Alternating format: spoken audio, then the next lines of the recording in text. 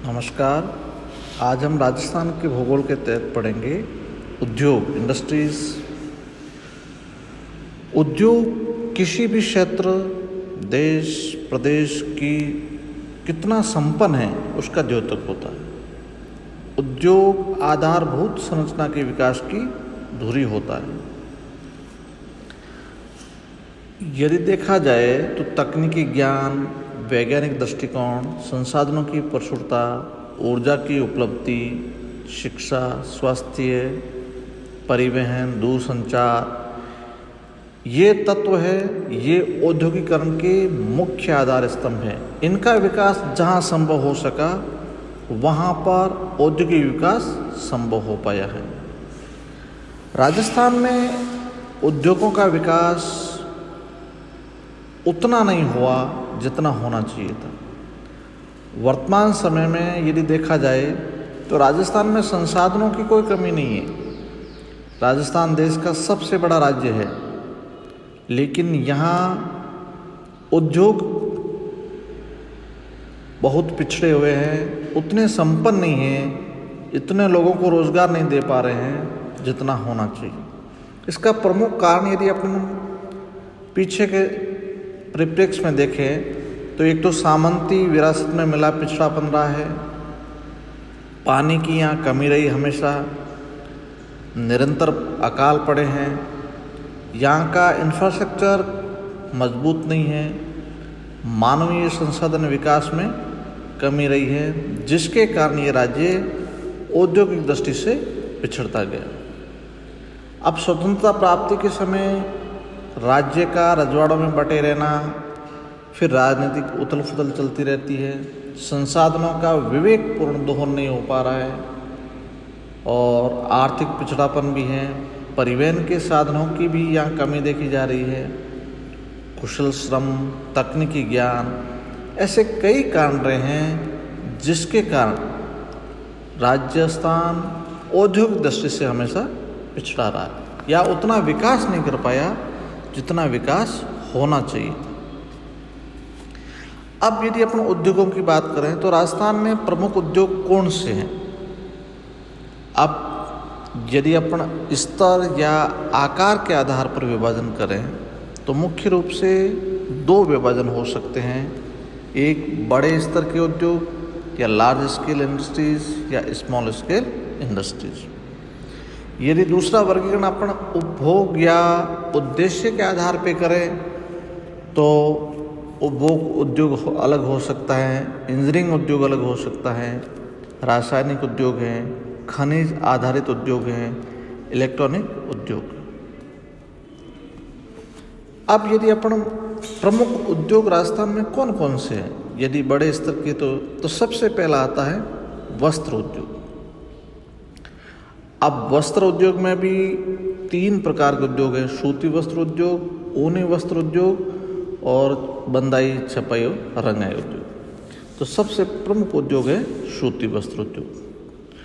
सूती वस्त्र उद्योग राजस्थान में बहुत बड़े पैमाने पर उद्योग चला था। यह उद्योग 1951 में राजस्थान में मात्र 7 कपड़ा मिलें थी, जिससे खेसला, सूतली, बेडशीट, साड़ी, तौलिया, चादर वगैरह बनती थी।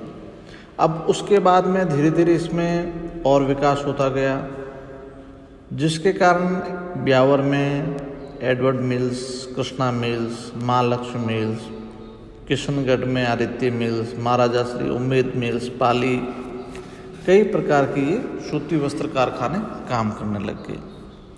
लेकिन अब ये कारखाने उतनी संख्या में नहीं काम कर रहे जितने पहले कर रहे थे।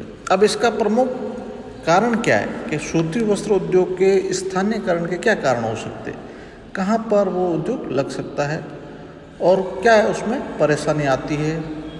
तो सबसे पहले रहती है कच्चे माल की आपूर्ति। अब राजस्थान में सूती मिलों के लिए कच्चा माल कपास प्रमुखतः श्री गंगानगर व हनुमानगढ़ से प्राप्त होता है। इसलिए हर क्षेत्र में ये उद्योग नहीं लगा जा सकता क्योंकि कच्चे माल की आपूर्ति नहीं हो पाती है। दूसरा, जलवायु की अनुपयुक्तता। अब राजस्थान में अधिकांश जलवायु शुष्क व अर्धशुष्क प्रकार की है, लेकिन सूती वस्त्र के धागे को टूटने के बचाने के लिए या कपड़ा बनाने के लिए नम जलवायु की आवश्यकता पड़ती है।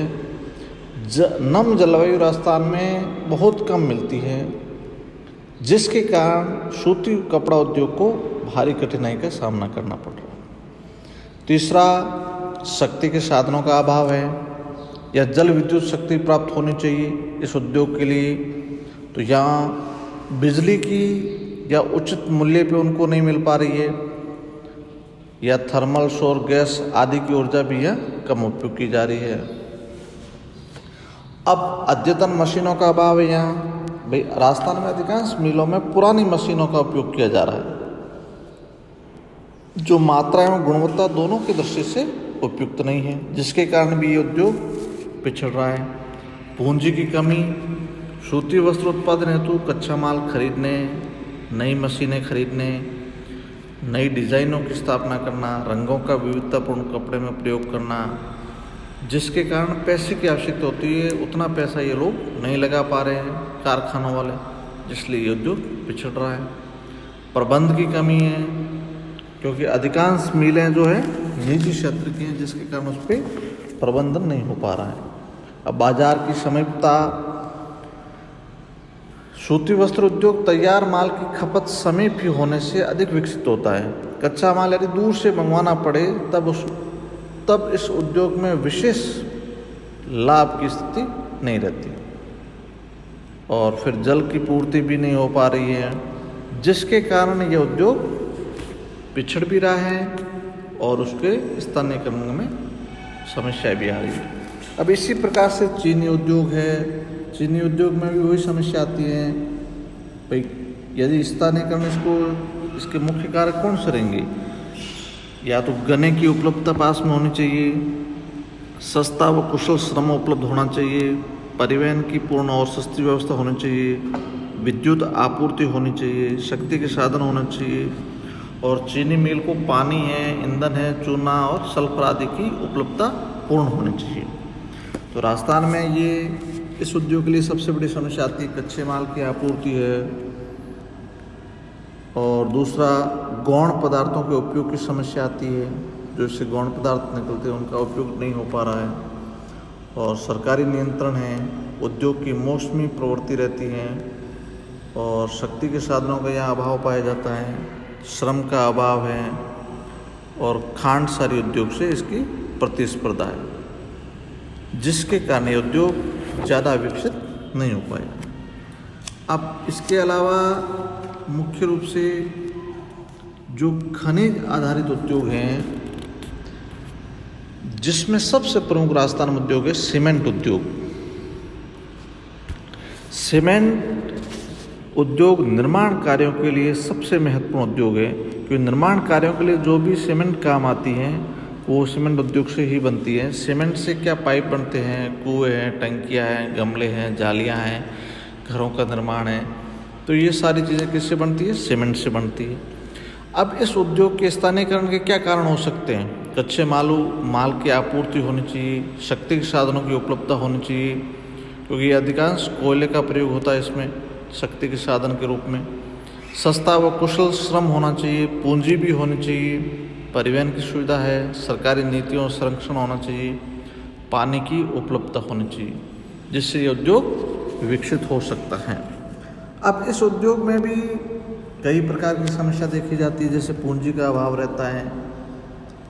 जैसे पूंजी का अभाव में देखा जाए तो राज्य में स्टील ग्रेड चूना पत्थर का विशाल भंडार जैसलमेर में पाया जाता है, बावजूद इसके कि वहाँ कोई भी सीमेंट का प्लांट नहीं लगा है। तो इसका मतलब है जिप्सम के पर्याप्त भंडार होते हुए भी पूंजी की कमी के कारण सीमेंट उद्योग वहाँ नहीं बन पा रहा। तो ये पूंजी का, अब शक्ति का अभाव है, और सरकारी नीति भी दोषपूर्ण है, कड़ी प्रतिस्पर्धा रहती है, इसलिए उद्योग ज़्यादा विकसित नहीं हो पाए। इसके बाद में जस्ता उद्योग है, संगमरमर उद्योग है, मार्बल इंडस्ट्री है,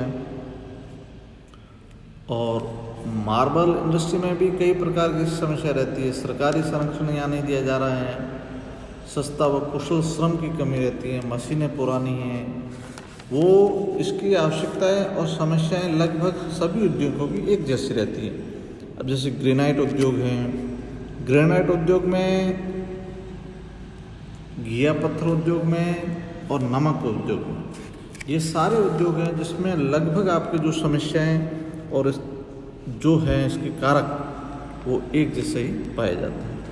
इसलिए यदि इन सारी समस्याओं को दूर कर दिया जाए या उसमें सरकारी हस्तक्षेप को बढ़ा दिया जाए तो ये उद्योग सार्वजनिक रूप से काम कर सकते हैं।